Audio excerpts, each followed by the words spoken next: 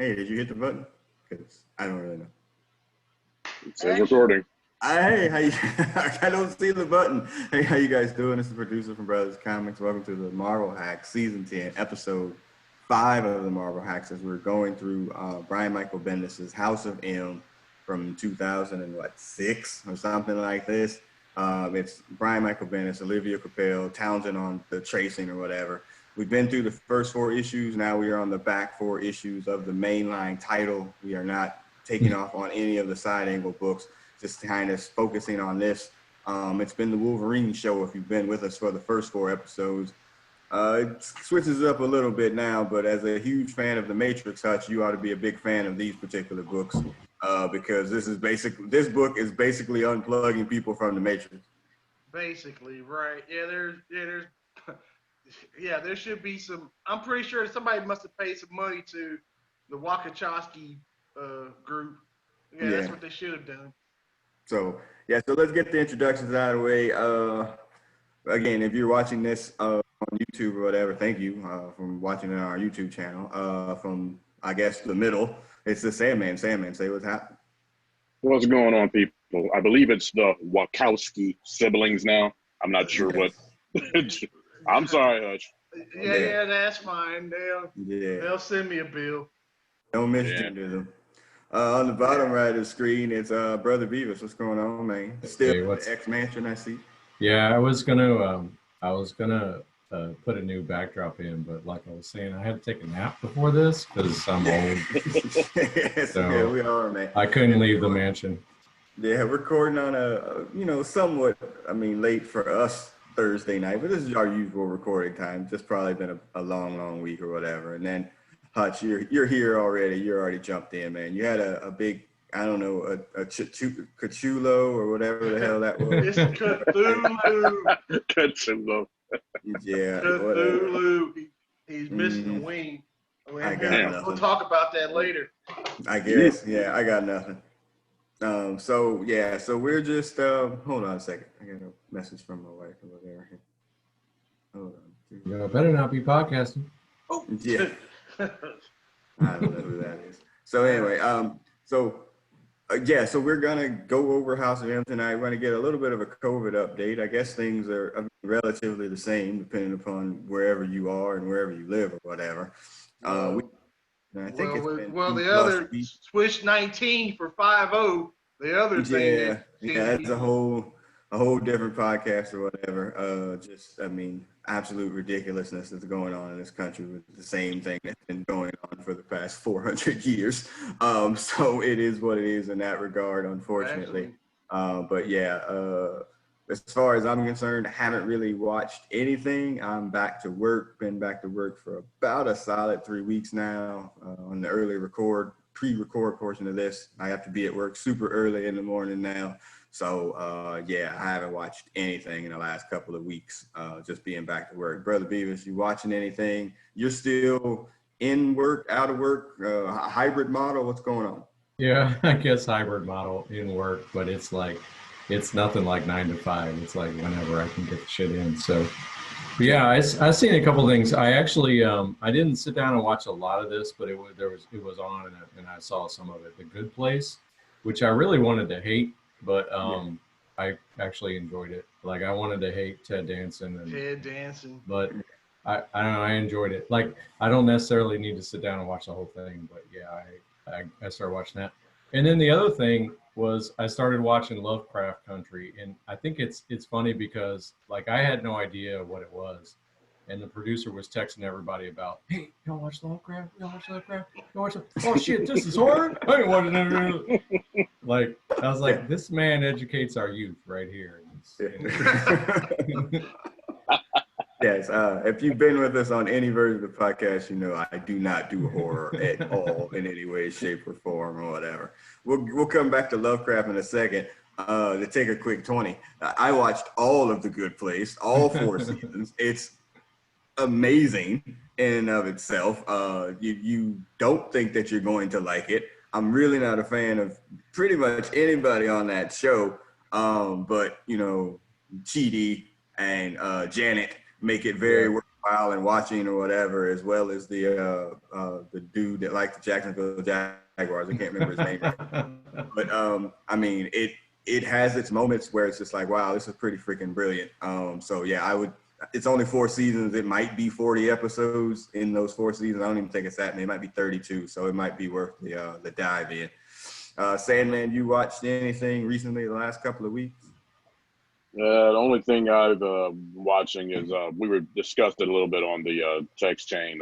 High Score. It's like the history of video games, basically from like the very beginning up to like current, and pretty good. It's on Netflix. They do a lot of pretty good documentary type shows. So I still haven't finished it. I'm about 3/4 of the way through it. Not bad. Yeah. But that's been about it. Yeah. Nothing else. Yeah. Just that and work. Yeah, I mean, again, that it's that type of season or whatever where, like, hey, one of the reasons Brothers Comics was started to talk about comic books and talk about movies and pop culture or whatever. There's none of that right now. Sorry, it just has gone away with the COVID. It just doesn't exist anymore. There are no movies. There's nothing like that. We did the DC Fandom, podcast last weekend to go over all those trailers. If you want to catch that out, it's on the YouTube channel and the podcast or whatever pages. You can go check that out. But for the most part, it's just a wasteland in terms of pop culture. All right, so Hutch, you and Brother Beavis have watched Lovecraft Country. I guess it'll probably be on episode 3 maybe or 4 coming up. 3. Yeah, so, let's give me the review here, for the people that are interested in that or haven't watched it. Or, I mean, am I going to be, under the covers watching this or from the closet? What's going on? You'll never watch it. Let's call it what it is. Damn. Brother Beavis, you want to lead off on this? Yeah, sure. Like the one thing that I really wanted to say, like after I watched it, you asked me before, like, what is it like, to see these movies? We talked a lot about like the race and gender swapping in movies. And I think that's all bullshit. I mean, it doesn't add to anything. It's lip service in the most part. And you asked me like, what do you see when you see these movies? And I'm like, I don't know. Everywhere I look, there's white people. I don't know anything about that. But as I was watching this, it actually hit me like, wow, this is like not my story. But what that means is like, I don't have all the context and maybe I don't recognize the song, but I actually it's more challenging and I actually have to engage in it. It makes me kind of, more engaged as a viewer. And so my message to people who are like pissed about, Black people actually having TV shows made for and by them, it's just like, hey, look, if you feel like everything you see is, you've seen it all and you know what's coming, fucking have the time of your life. Here's some shit that you're not ready for. Sit down and enjoy it. So, content of the show aside, that was the one thing that kind of hit me. And even if when we talk about like Watchmen, like, there's a lot of similar themes and there's a very diverse cast in that, but it's still not really a Black story. And this one is. And if you were curious as to why, you could juxtapose this horror story on top of like the Jim Crow era, I mean, they present the racist cops in the same way they do the vampire dogs that are rolling around. So I'm enjoying it so far. Like, I don't know what I'm going to think of the series because like Cthulhu is some, Lovecraft is some dark shit. It's not like save or die. It's like, no, you're all going to die. There is no, like, it's the end of the world. Everyone dies. It's all fucked up. So, at one point I thought they were going to be like off in this sort of one area. Now it seems like they're going back. So I really have no idea what's going on, but it's definitely good. The performances are really good. And I think, this is for the folks that are making it, the folks that are in it. I mean, I think it's great that they have the opportunity to do this, and I definitely want to watch it. Okay. Yeah.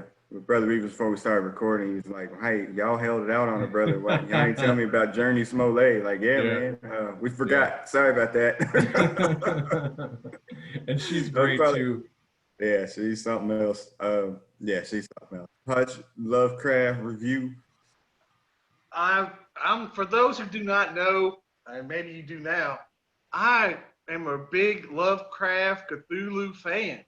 I did know about that creation of the N-word poem, but I've been playing Cthulhu games, and I got a statue of Cthulhu.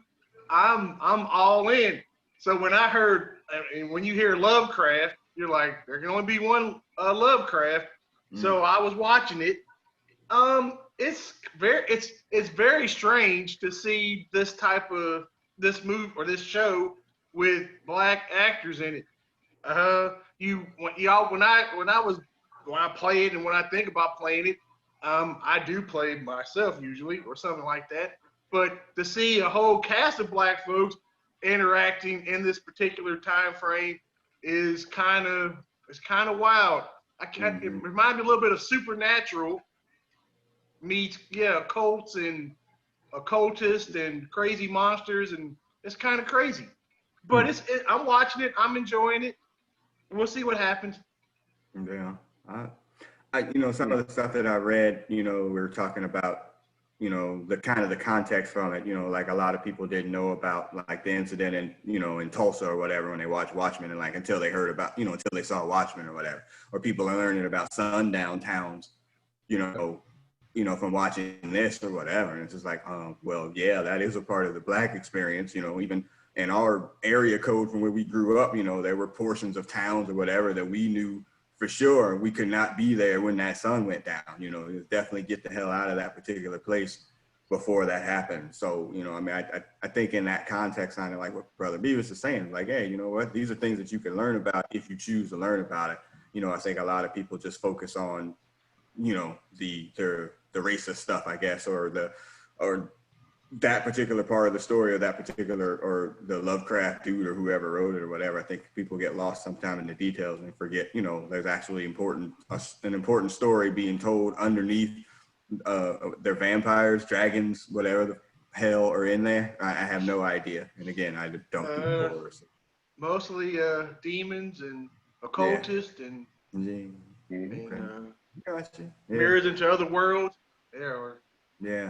Alternate realities. Yeah, the last time I watched some horror movie because I really liked a lady that was in it, Connie Britton, the redhead from Friday Night Lights. Everybody know Connie Britton. Yes. I watched the remake of Nightmare on Elm Street. That was a mistake. Just FYI. do you have to get the hurricane shutters out and put them on the bedroom door? Pretty much, yeah. Pretty much. It was bad. Like, ooh, Connie Britton. You know what? I can sit through this. Oh, damn. That was a mistake. Who was the woman in Scream that was not Drew Barrymore that had the big flashing lights? And I'm not talking about... That's Rose McGowan. Yeah, I'm about to say her, yes. That part, that's the best part of Scream. Oh, jeez. Yeah, I saw that. I mean, I was on a date. I saw that in the movie theater, if you can believe it. I saw Scream in the movie theater. Yeah, it's two parts of that story that are one that y'all will find interesting, and the other one that you'll find like, well, that's pretty typical. One, I went to the movie theater or whatever. I'm on a date, and I was in education at the time, and some kids was like, hey, can you sneak us into the movies? Because it was rated R. I was like, no. I could do that. That's probably a bad idea. How the hell were you supposed to do that? It's probably a bad idea for like buy them the tickets or whatever. That's probably a bad idea for my career. Two, moved scared the living bejesus out of me, and I slept with the lights on for weeks. So, yeah, you shouldn't watch this show. Probably. Yeah, I can't. I told him that. Yeah, you shouldn't watch the show, even though the girls weren't watching. Don't watch the show. I'm much older now, and that still I can't. It's not gonna happen.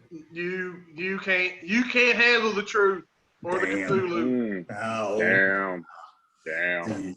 Jeez, all right. You still owe me for Halloween and something else. Too. Yeah. When the Bengals win the Super Bowl, I'll watch it. Right. Oh, you're gonna be waiting a long time, brother. Okay. I'll be cross forwards by then. Nice. All right. Well, so let's get back if the rest of the league bans the season, Mike Brown will still play. He'll field the team and take 16 forfeits and walk to the Super Bowl. That might be how you We'll still lose. Yeah. Don't get me started. Oh, God.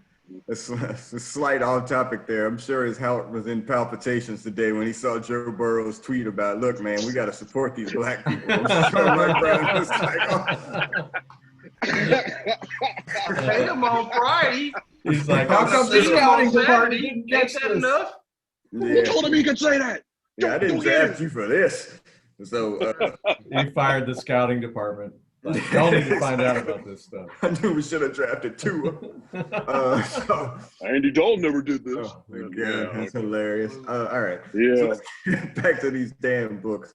So again, kind of inside baseball thing. You know, we've been off this for about 3 weeks. Again, part of it been because of my schedule, that's for sure. A part of it we've talked about before. Like when we get into a book and it's just like, man, it really takes away from our ability or want to do this, you know. And it's not like, you know, like, oh, we kind of hate the books and we love like getting together to talk shit about the books.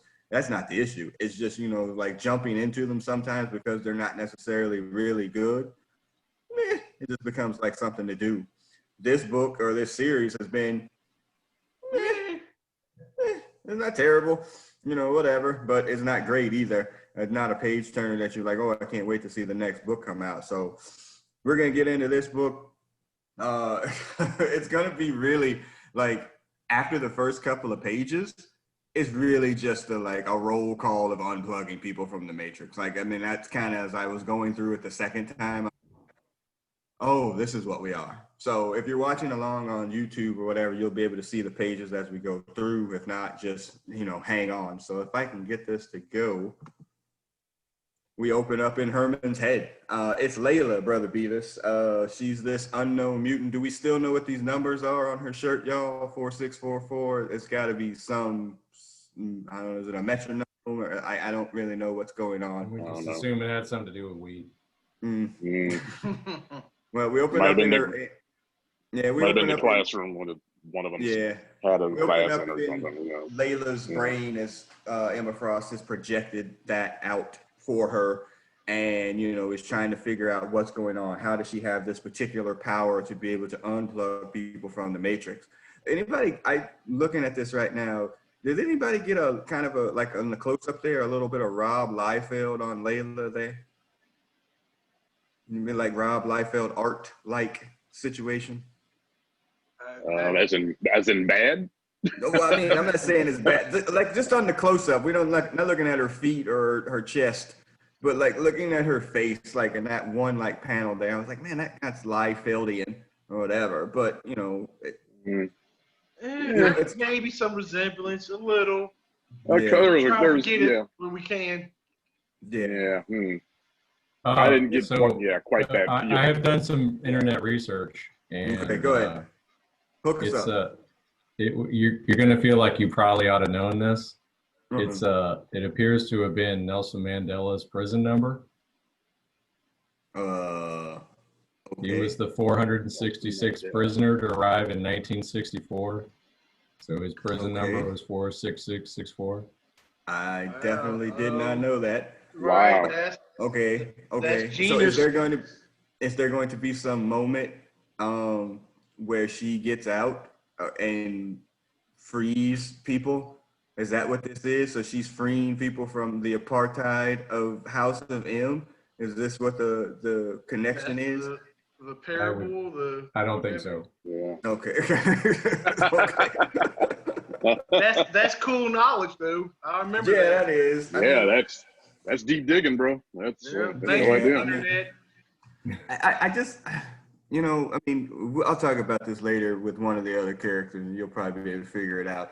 But like, this is this Bendis's thing, like where he probably tried to be putting something in there where he's, you know, kind of the cleverest person in the room. I mean, that's fine, whatever. Emma's outfit is cosplay spectacular, y'all. I have no complaints. That's actually too much clothing for cosplay. Hey, I'm fine. That's her winter wardrobe. Right. That's, yeah, no kidding. Yeah, that's PG-13 compared to all the other shots in this series. Yeah, no kidding. Yeah. Actually, G. I kind of had this thought, and this was made in like, 2005, 6, or whenever this was made. Like, does Brian Michael Bendis really think, like, girls dress like that? This is before the Me Too movement and all their various other things. They know what motivates young men to buy these things.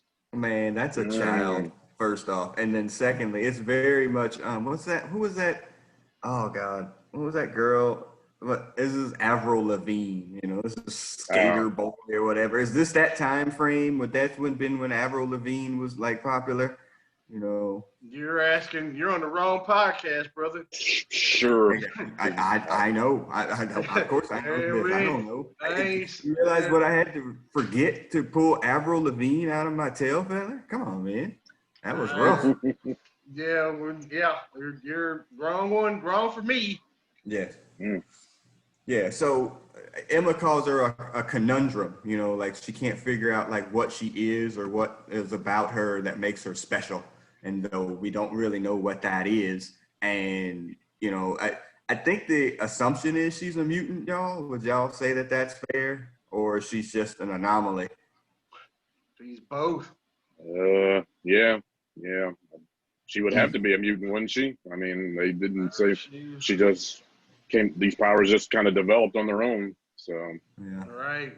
She wasn't involved in any accident. She was born with them or something. Or I'm wondering if this is going to be one of those situations where at the end they're like, oh, by the way, this is some like big reveal or whatever. But two, you know, does Layla have any version of a life out inside the Marvel universe now? Like, is this just like a one-off character that they created for this? It very much feels that way. Like I haven't read it, you know, like, oh, well, that's Layla from House of M. Except, you know, at some time in the future, there'll be a whole new crossover that's all about her. Right. There will be. They'll show back up. She'll be this. Right. Somebody will say, oh, this most powerful mutant ever is coming back or something. And they'll be like, oh yeah, from that shit from 20 years ago. Yeah. It's just weird. Like another Hope Summers. Great. Don't do it. Yeah. So like I said, the rest of the book is just an unplug from the Matrix for pretty much everybody. So first up, I put that down as BBB, Brother Beavis's boy. James Marsden, actually. It's Cyclops. Excuse me. It's Cyclops, y'all, coming back from work. He's about to get unplugged from the Matrix. That's James Marsden, right? Like that's from the X-Men movies, correct? That version of Cyclops. His face is wide. Other than that, it might be him. I'm not sure. The way he draws them is kind of different. Here's where I see the Liefeldian element in this drawing. I don't know. James Marsden's pretty vanilla. I don't know if I'd ever look at him and say, "Oh, that's him." Yeah. I mean, you know, and we've run the MCU movies about making the comic book characters into like the movie characters or whatever. So I was just looking at this and I was like, oh, it looks like they maybe used that design. So he's home. Hi, honey. Hi, bub. And she uses her shining power on him. And, you know, Cyclops has a moment, you know, where but first off, my other note in here says, why is he wearing the ruby quartz glasses if he's in this alternative world? You can't tell me that his freaking dream or power or his you know, allegedly they gave them everything they want. You can't tell me this fool didn't have LASIK in this world, that he didn't have to wear these damn glasses. Maybe the Scarlet Witch was just like, oh, I had no idea. That's stupid. I thought you just like red glasses. I could have hooked you up, but I didn't know. Yeah. One of those little continuity things, I guess. Yeah, like, well, if we don't put these ruby quartz glasses on him, we won't know it's Cyclops. We won't know who he is. He'll just be a white guy. Yeah, just random dude. Yeah. My note says Layla puts a root on Cyclops and he can't leave the house no more. So he breaks down. He feels like he's gonna puke. My God, he's gonna puke, and he does, just like in the Matrix. Yeah, and you know, he gives it up, and we move on. You know, I mean, I guess it's okay introductory scene to get us into where we're going. I want this changed to the next page. Always with the problems here. So he comes out of it. He's like, you know, how did this happen? You know, where's Xavier or whatever? You know, Logan's like, we don't know. You know, we have no idea where Charles is. You know, and we know this is you know, the key to the story. It was like, well, you know, what we have is this little girl who can unlock people and unplug them from the Matrix. And so Cyclops is like, all right, well, let's go get them. Let's go create the team or get the team or do whatever. So, all right. So that's basically where we are. If I can get to the next page. All right. So first up, and I said this out to y'all that we do have to talk about this. First up is Peter Parker, aka Spider-Man. Allegedly. Allegedly. We have to be told that. Yeah. Allegedly, aka Peter Parker, Spider-Man. Okay, Hutch. First off, it could be inking. It could be did or whatever. But when you see that picture, do you think that it's Peter Parker? No, I do not think that is Peter Parker in any variation, any clone, any whatever that I've seen over the last 6 decades. Okay.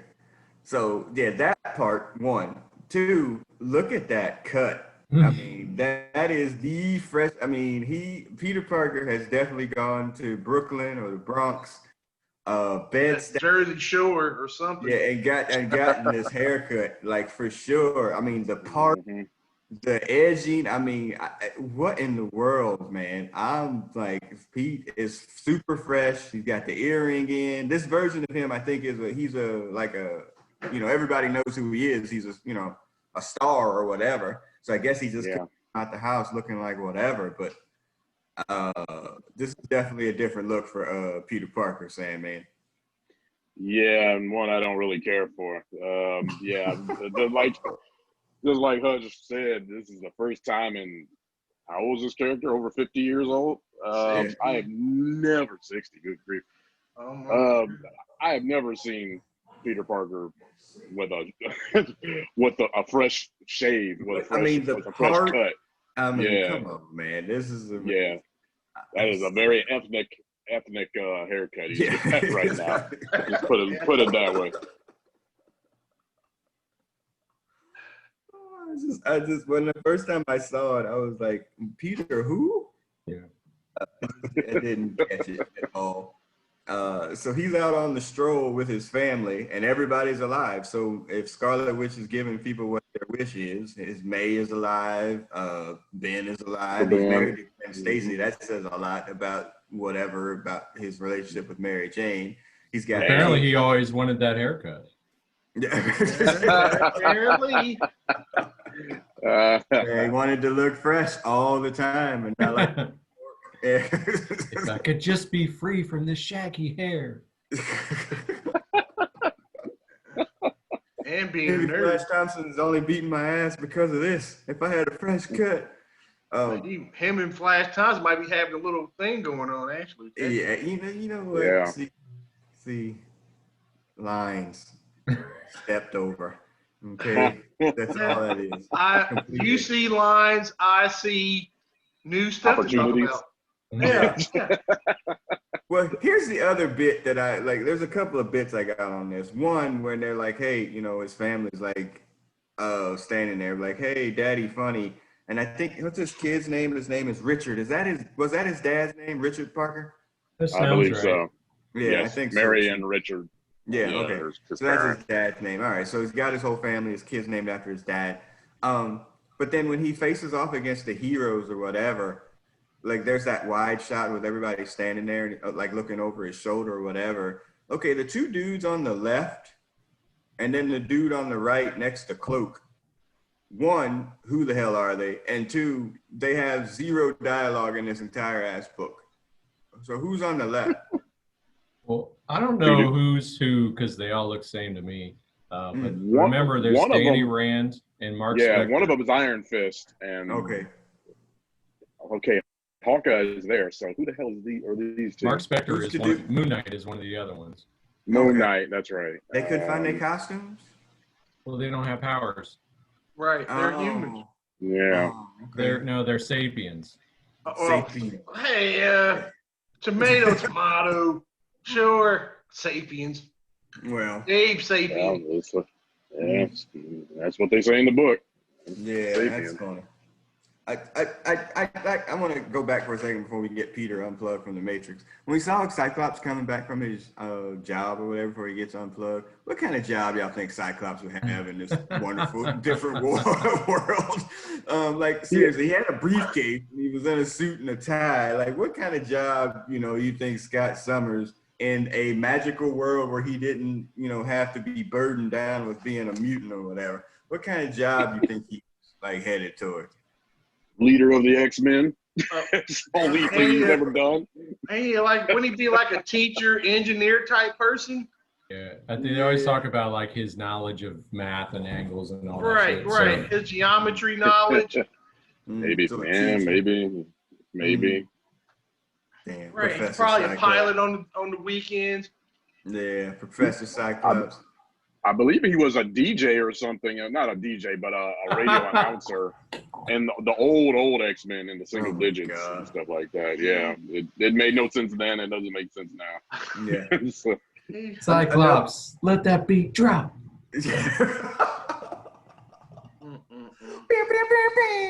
All right, sorry. oh God. Oh my God. My other question about it, and I skipped over because I couldn't get, the pages weren't working. It's a strong possibility that this Cyclops is MAGA. Like definitely, probably that version of Cyclops, probably MAGA. Hutch, you think? He probably, sure. He likes red, we know that. Yeah, just a guess. I don't know. His ruby quartz MAGA hat. Right. Make America ruby quartz again. All right. So Peter gets unplugged. We could skip the page here. Oh, that slows. Such a delay. Peter gets unplugged, and he has essentially the same reaction that Cyclops does, except he runs off completely. The White Queen has to send off his family or whatever, like, get the hell out of here or whatever. But Peter's crying like a punk. And the funny thing is that, like, as it goes through all of these things in there about his life as Peter Parker, and you get to see like all of his greatest hits essentially of the life that he had, not the life that he currently has. So, you get a chance to see all of his folks there. Pretty much all of his rogues, really. His greatest villain, Mary Jane, appears in there a couple of times.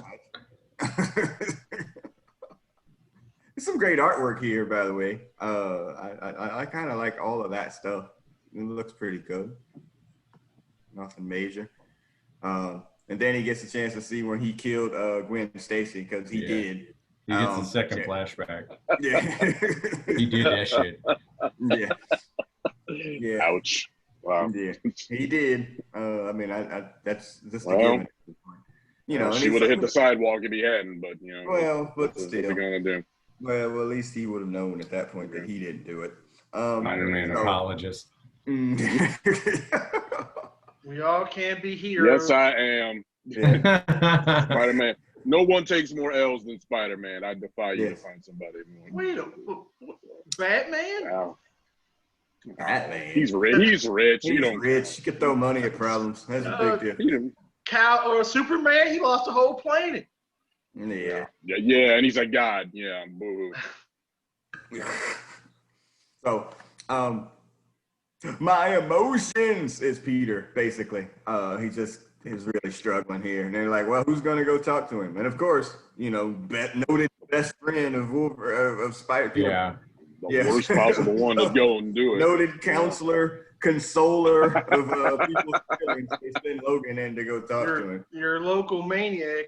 Yeah, I mean, and again, I guess it makes sense because they're both new Avengers at this point, I guess, if you want to do that or whatever. But yeah, there's a little flashback thing there too. Okay, I mean, and do the math for me, because I didn't think that this was a thing.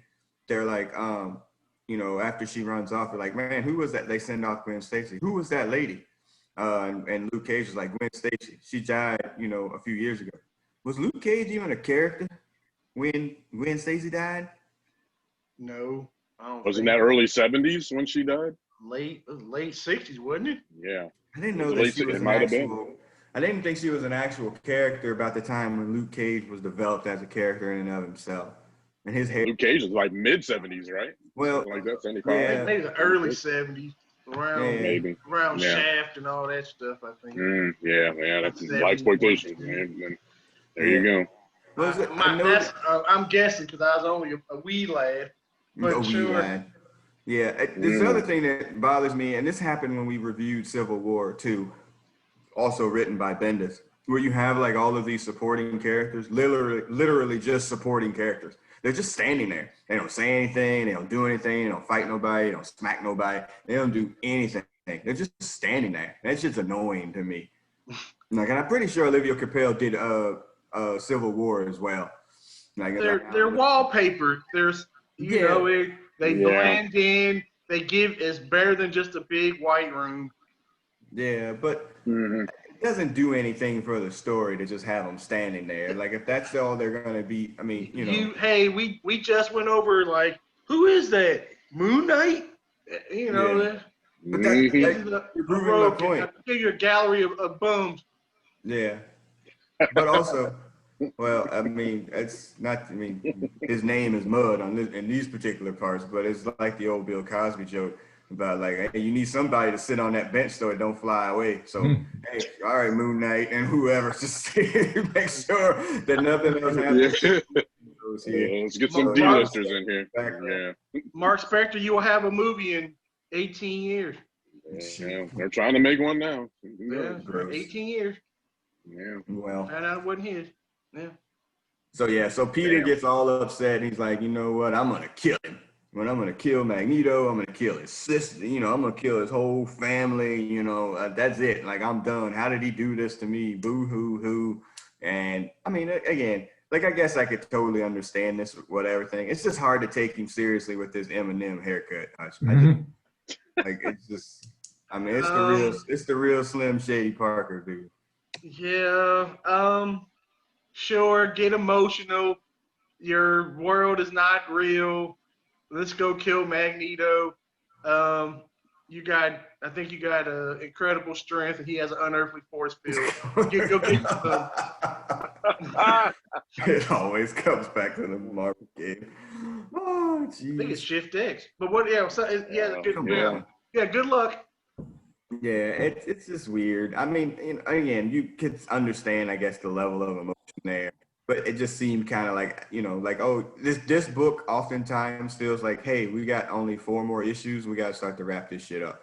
So it was like, hey, let's get everybody back on the team or whatever, instead of, kind of laying this out. And, in essentially 3 pages, like, hey, Peter Parker went from beloved superhero of New York to, back to his old self and crying on a roof or whatever. Yeah, exactly. So, so we go over this whole thing here, and all right, so we're gonna play a game called MAGA or Not MAGA. As we go through the people that get unplugged here from the Matrix, since they're not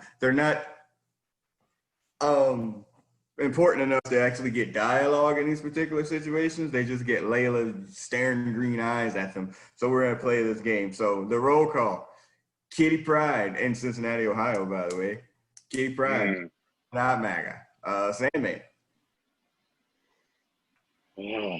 I guess I got to say not MAGA, I guess. Although Cincinnati is a very MAGA town.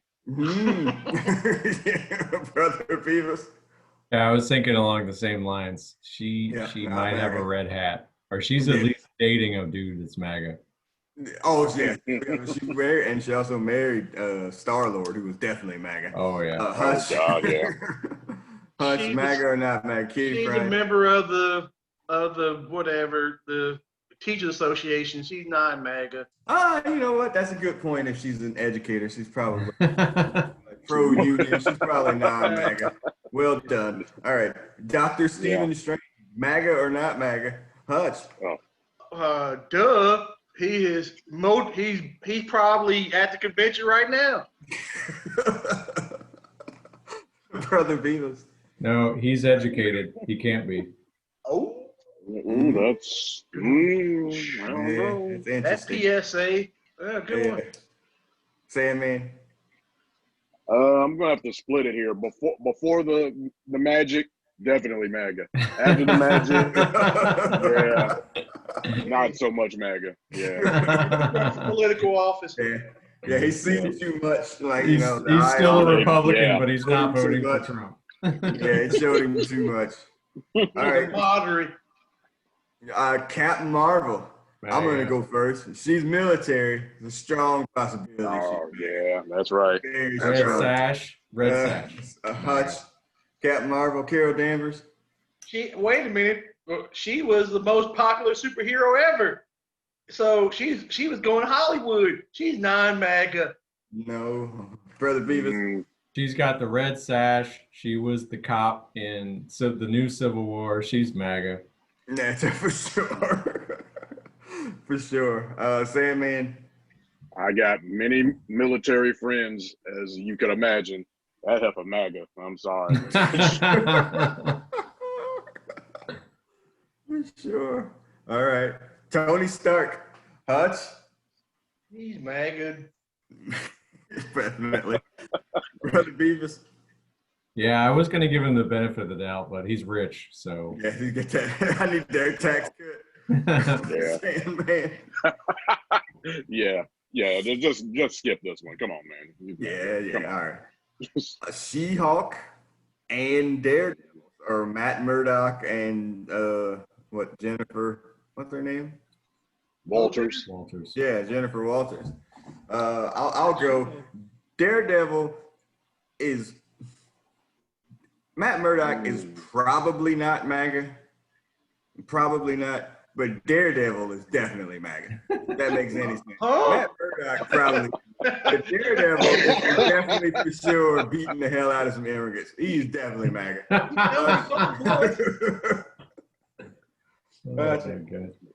Yeah. Hutch, Matt Murdock, Daredevil. Matt Murdock is liberal and non-MAGA as possible.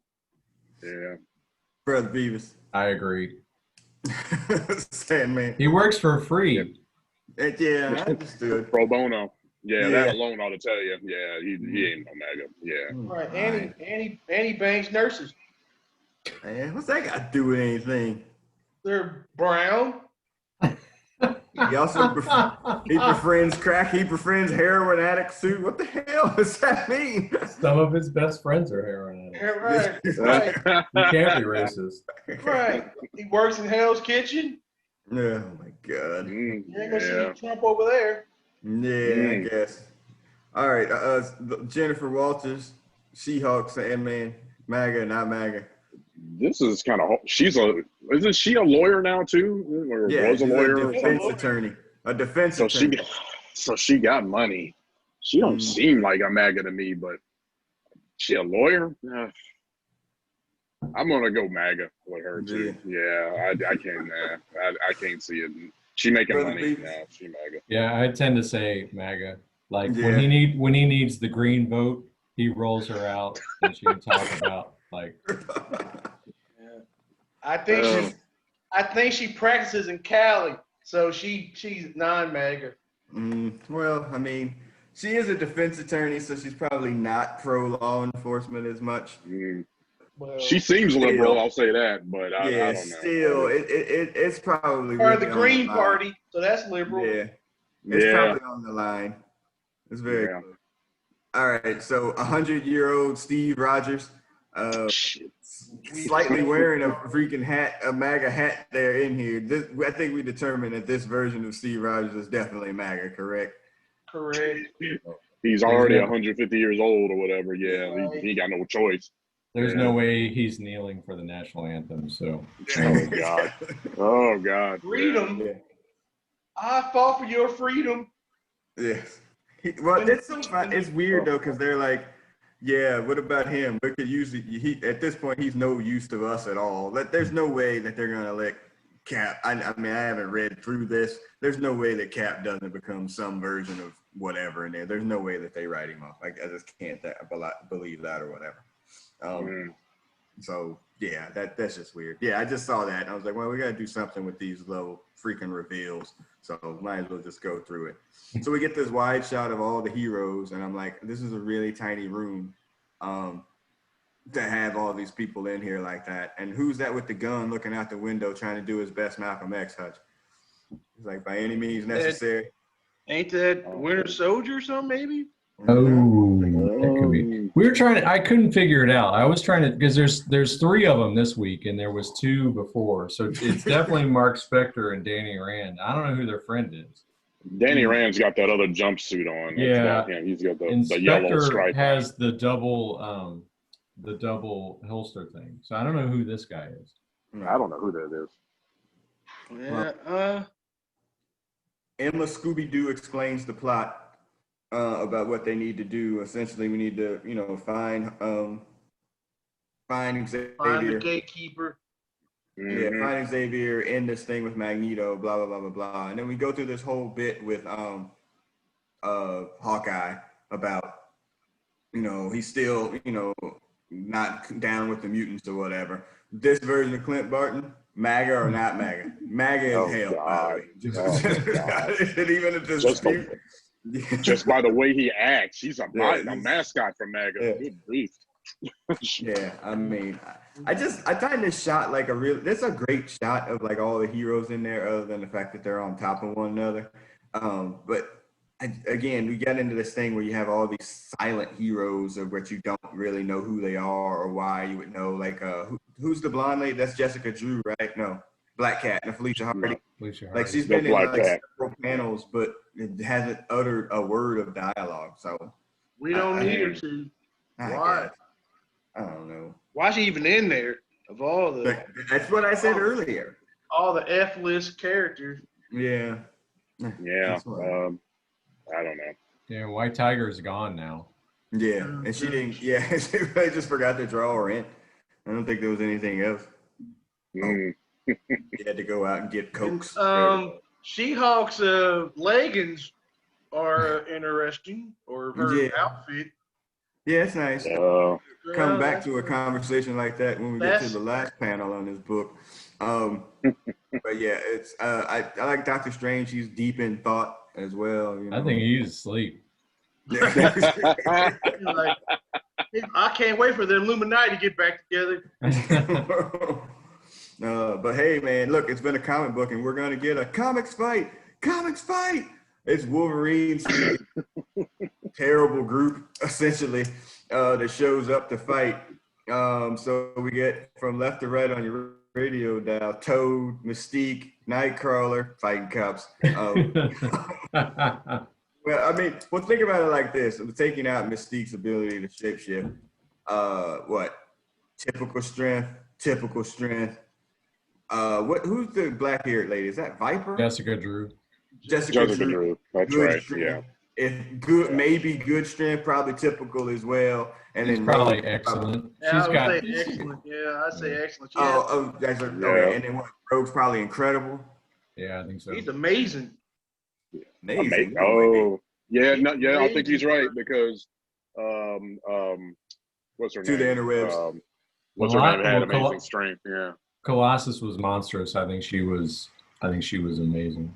Yeah, she was amazing at the beginning. Yeah. Well, she took Miss Marvel's powers. Yeah. We get a comic book fight for the first time in a couple of issues here, and they break into whoever's apartment they're in and start to fight and destroy stuff or whatever. I have a note. Toad is getting off on Luke Cage. Really? Yes. This is where we are? Yes. It's ridiculous. Really? Luke Cage. They got a surprise combat round, but they wasted it talking. Man. No, and no. Okay? That just, I'm like, come on, in what universe? Yeah, How does Toad get the drop on anybody, by the way? Exactly. Come on. I mean, why did they even make him part of the team or whatever? But anyway, wow. They have the fight. Everything's going down. I did have a note here that this is like Mystique's family here. It's like Rogue and Nightcrawler or whatever. It's like her kind of, her brood. Yeah, except for Destiny. That's the only one missing. Sabretooth. Yeah. But yeah, the fight's going on, and then somewhere in this fight or whatever, Rogue, gets the drop on Layla, and they wind up touching his skin. She's like, Cody. And then he winds up unplugging all these people from the Matrix as well, as everybody gets, completely unplugged that's on his team or whatever. I mean, y'all help me out here. I mean, where are you at in the thought process of this book, Brother Beavis? So at this point, it's just like, I mean, I guess I'm glad that it's accelerating, but with book 5, you got to rush basically because you kind of limp through the first half of it. Yeah, I think the pacing could have been better. The storytelling could have been tighter. Yeah. I mean, I'm usually a sucker for like this Elseworlds kind of stuff, but they do so little with it. I think we talked about this earlier. Like, if they had given you more of like what these people were losing in this world, a little bit more focus on each one of these people in the story, as opposed to just like a flashback of stuff we already knew. Like, okay, it's a cool splash page with Spider-Man and all this stuff, but it's like, okay, but I knew that. So, I think it could have been a lot better, but I mean, that's always true, right? Mm-hmm. Yeah, it just seems a little bit like off in the sense that, it's like, oh yeah, we haven't had a comic book fight in a couple of issues. Fight! Let's get this in. Hutch, what are you thinking about this book up to this point? Yeah, it's trying to get to its final conclusion, so let's just get there. Let's do our little Matrix thing, free everybody up, and let's get to the good stuff, whatever that is. Yeah. What do you think, Sammy? Yeah, basically what they said, round up the heroes. It's time to go to the final resolution / whatever and finish off the book. Round up all the heroes again. Pretty standard. Yeah, get to the big boss fight. Yeah, I mean, it is what it is. Mystique, for whatever reason, is really mad that her and Wolverine used to do it. She smacks him across the face and like breaks her hand. Her rogue gallery of dudes that we think we know. I think Wolverine is probably the least of her problems. I think, unless Adamantium went all the way around the area. But sure. I mean, we could also go to the fact that I think it's now canon that she is a friend of Ellen, and like that wouldn't have been a thing anyway. So, yeah. She's a friend, but ain't she had? Now she's a friend of Ellen. She's like 200 years old too now, right? What's her story now? Basically, yeah. Because her shapeshifting basically makes her immortal, right? So yeah, she got some wrinkles on her tree. Well, I just don't. I mean, it's a different podcast or whatever. I kind of hate that character, because they just never. She has no real meaning. She's directionless.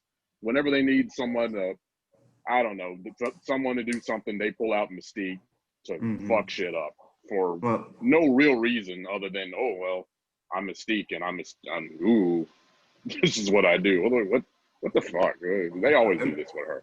I don't know what her deal is. I kind of like Mystique. Really? She can be anybody. She can be a good person for a second. She can be a really bad person for a second. And see, that's the problem. And that's the problem. That will turn into a wrestling term, Brother Beavis.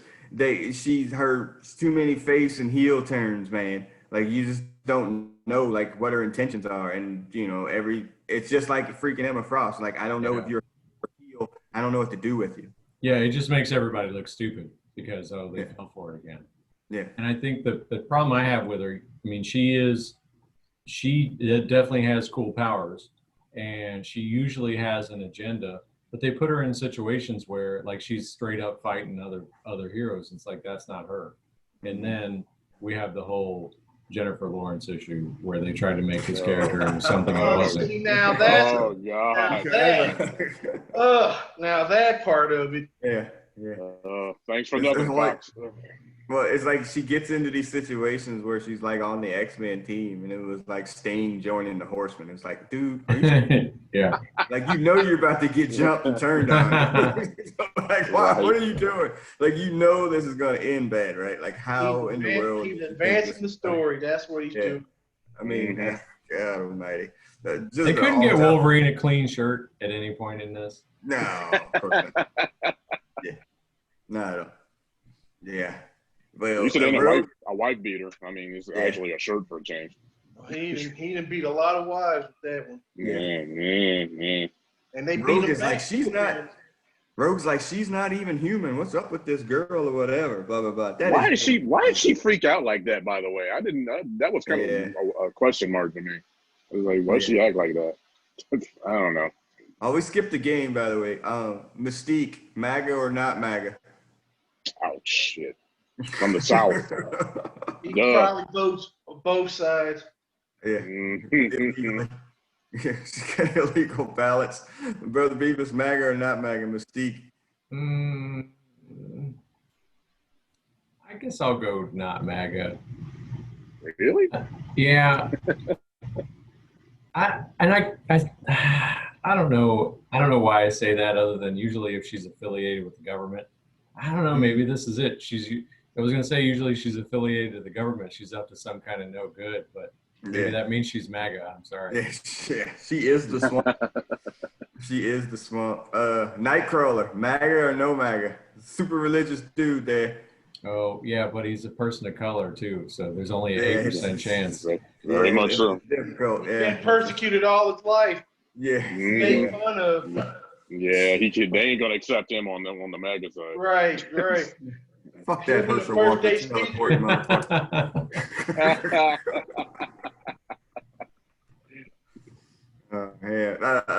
Nightcrawler MAGA, dude. No doubt about it. No, he's not. Nightcrawler MAGA. I don't see that. MAGA Leechpin. All right. He speaks German. Well, he is. He's like a demon, though. He speaks German. He's MAGA. So, all right. Rogue, Mississippi, MAGA as hell. Not MAGA. Yeah. There's no chance. MAGA as hell, too. Sorry. There's just no chance. All right. Sorry. Anyway, so as the book wraps up, Clint Barton, Hawkeye, has left the group, whatever. He's gone to Yay. And then, we get to this scene like, hey, we're going to have to go to freaking Genosha and, win the whole fucking thing, It's Major League. Well, you know what we got to do then. So they go there and they cut to Genosha. You get all this, this wide shot or whatever of the kingdom. And then you get to see, and we were talking about outfits before. Look at Lorna Dane's outfit. Yeah. I like how he stutters. He's like, "Hey, Lorna, shit, what's his out?"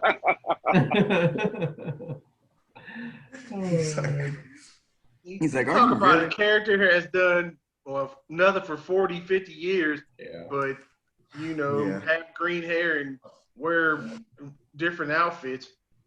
Well, currently he is her father. Currently. Yes, currently. Okay. Magneto, yeah, well, you are the father. Yeah, well, he probably saw her in that outfit and he was probably like, well, am I? We need to get Maury. Yeah, right. Yeah, I mean, let's talk about this. My daughter was or is currently watching that freaking, what was that show called? Stargirl? Wolverine. No, the live action X-Men show that they had a couple years ago. Oh yeah. The Gifted. The Gifted. That's right. And I guess that girl in there is Lorna Dane, I think, right? One of the characters there. So I was just like, oh, okay, But you're right. She hasn't. I mean,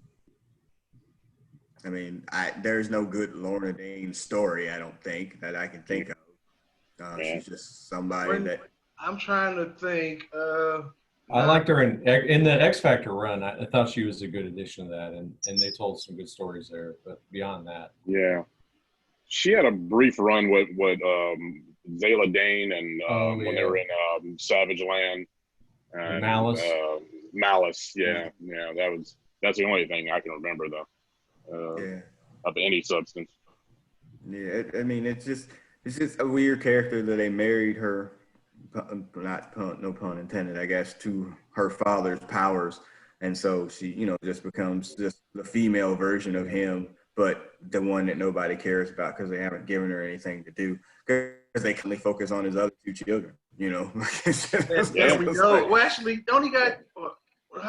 We'll talk about Zorns and all this other crap one of these days. But Shit. Yeah. I still don't understand that. But before that, Eric Leshner, MAGA or not MAGA? He is, but that's all. Well, I'm going. He's old. Yeah, he's a terrorist though.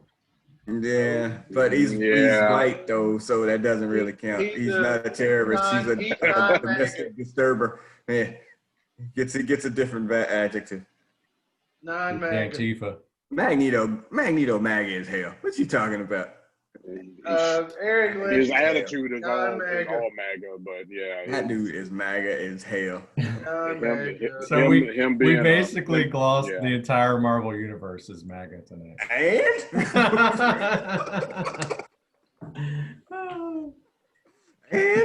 Oh my God. Fighting for the rights against the gov.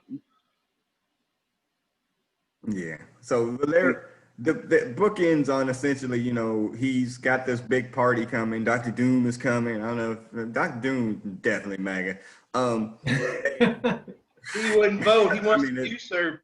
I mean, he is the MAGA. So it's just Latveria. Nobody votes in his country. Yeah. So So they have some sort of party or something that's going on where all, I guess, important leaders are headed over to Genosha or whatnot.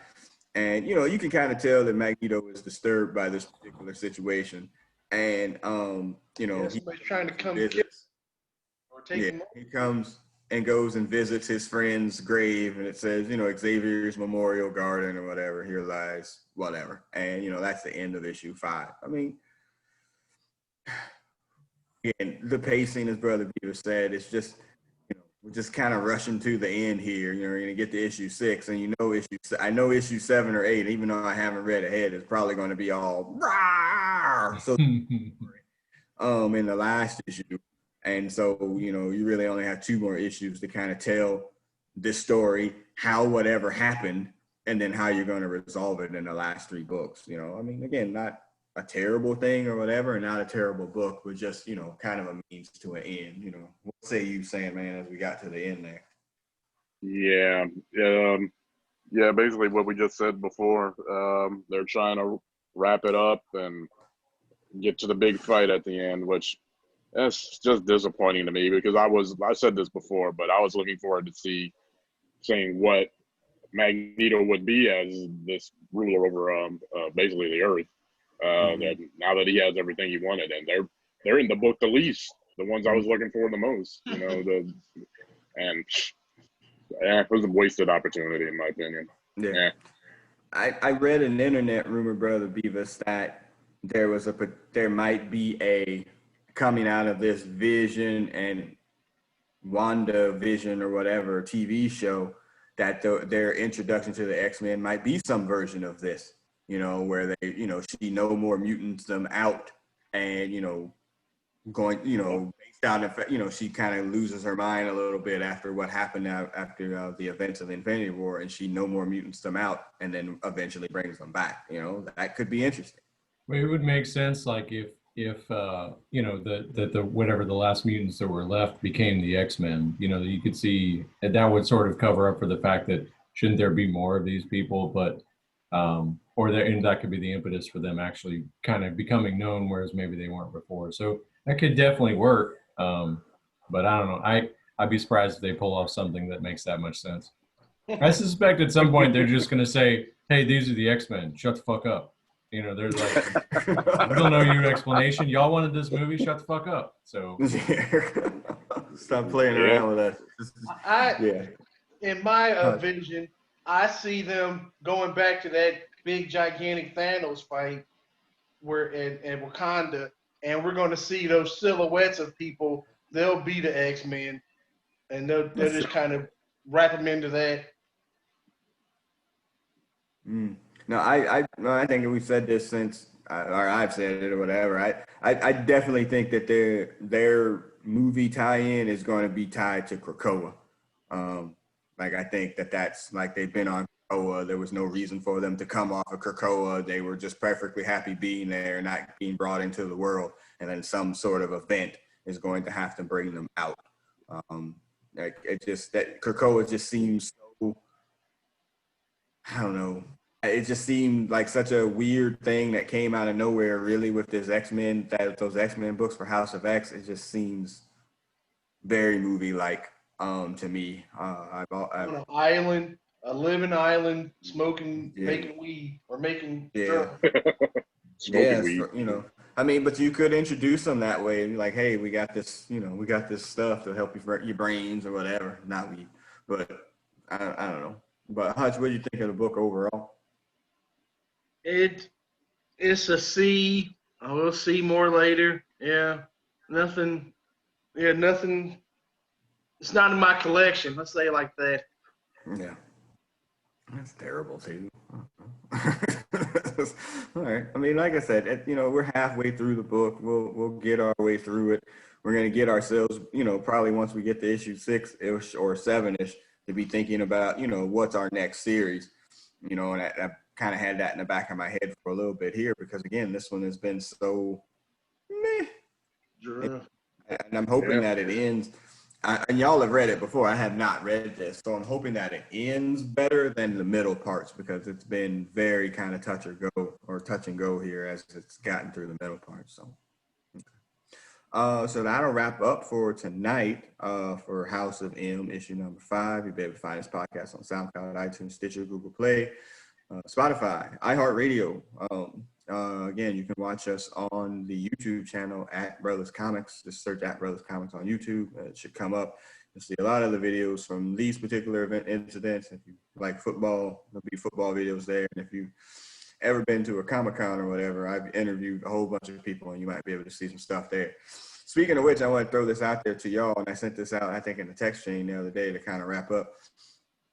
This idea of DC fandom, they did ridiculous numbers in terms of people watching the videos and tuning into whatever the hell that they did over there. And somebody was like, that might be the death knell to Comic-Cons. You know, like, do this shit virtually where people can go and see, no crowds, you don't have to do any of that stuff. And, you know, like, that might be the wave of the future or whatever, post-COVID even, that people will just be like, hey, you know what, I can go, you know, watch these videos. I don't have to go there. I don't have to line up in house, you know, Hall H Hutch, and I don't have to, you know, spend a gazillion dollars or whatever. I'm sure there'll be some sort of pay component if you want to see that particular thing, but, you know, it probably doesn't, you know, become a $2,000 thing to go to San Diego and you can watch this thing. $2,000. There people want to, when this is not the end of Comic-Cons.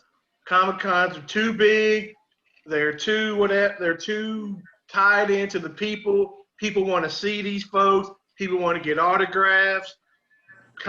The people at when Comic-Con comes back, hopefully in 2021, there's going to be a whole lot of folks there.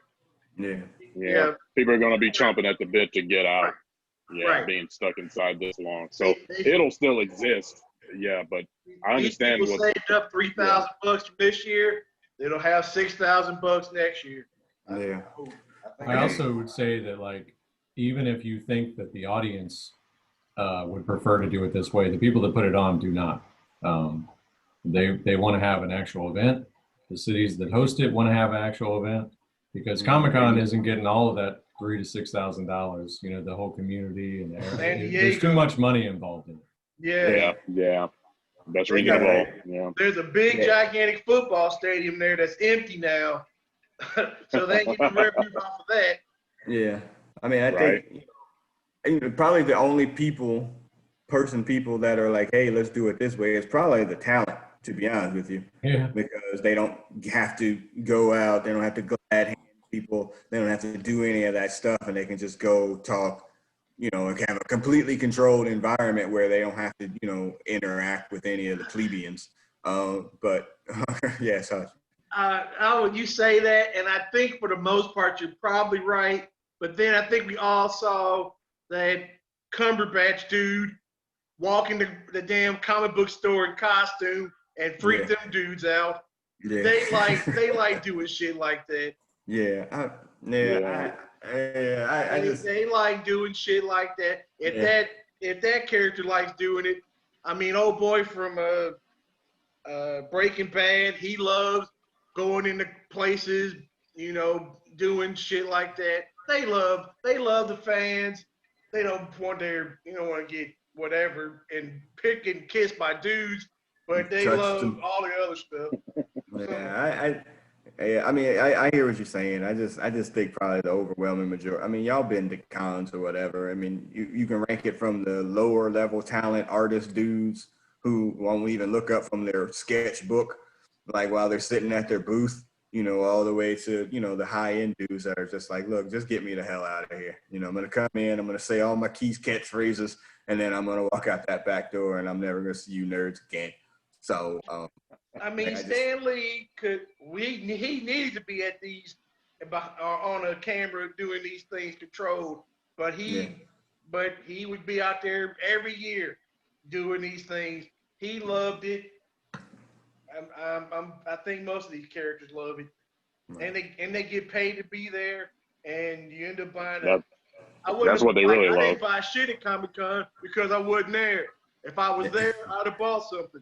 So that's how it works. Yeah, I hear what you're saying. I don't know.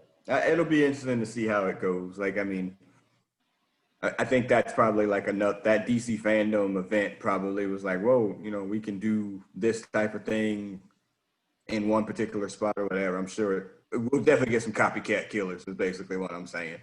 I think over the next couple of weeks or so, or months. Yeah, right now, if you put on a live football game, people would watch it because people need something to look at. Yeah. People would watch a Bengal football game. That's how fast slow down. Slow down. Slow down. Desperation right there. Yeah, slow down. All right. So anyway, so that'll start to wrap us up as the X-Men animated music starts to play us out on the audio end. I am the producer of this podcast, and I'm signing off. Sandman, go ahead and sign off. All right, people. As always, stay safe. We'll be back next episode. For sure. Brother Beavis, sign off. All right. Let's see you guys next time. See if I can get out of Westchester from next time.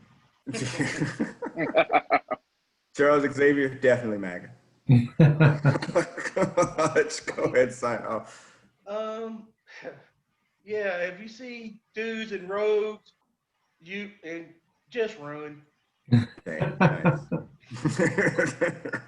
Chatuli or whatever it is. We'll see everybody else. Cthulhu. Whatever. Peace.